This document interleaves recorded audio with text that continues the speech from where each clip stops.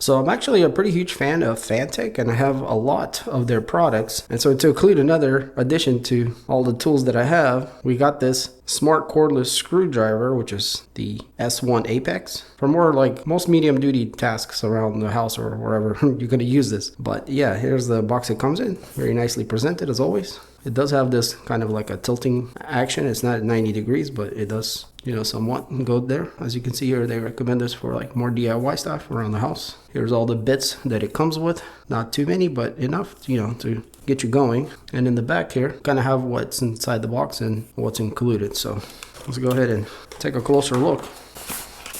All right, so we do get a pretty fancy manual. Very nice pictures showing what's included, the driver itself, the tilting functions, the angle, 24 degrees, 48, and the 72. Here it explains what the display means. So you got direction changes, RPM levels, and basically like quick turns and the torque, which is a nice large number. And then the forward/reverse here. We also get an LED light, and the USB charging is in the back. So yeah, pretty much guys, this little pamphlet here shows everything about the screwdriver. Here's the specifications.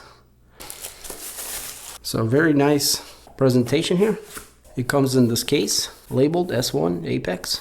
Nice design. It is smooth all around, kind of curvy, and it opens up by just splitting it apart. And this is what we see inside. Very nicely presented and all nestled in here.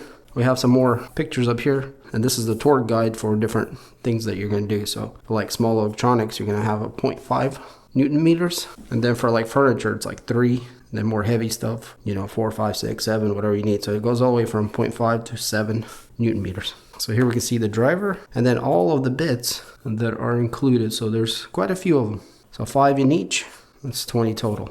And then we got our little USB Type-C charging cable here. So, and the driver feels pretty good in the hand. First thing I'm noticing, there's a little bit of play here from the angling function. You guys can maybe see. Not a big deal, but I wish it was a little more tighter there. So to change the angle, you're just gonna squeeze this one side over here where the lettering is.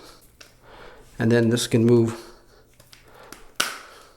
a certain degrees. That's 4 positions that it can go into. So here we have a main button underneath, and that's what's gonna make it turn. On the back, we got the charger, USB Type-C, lettering here. The front has a light. This is where our bits will go. And it's actually let's just grab some random here, a locking kind of bit. If you guys maybe can see, there's like little grooves in the bit itself here. And that actually locks in there. There's like a locking ring. Popped it out, but in any case.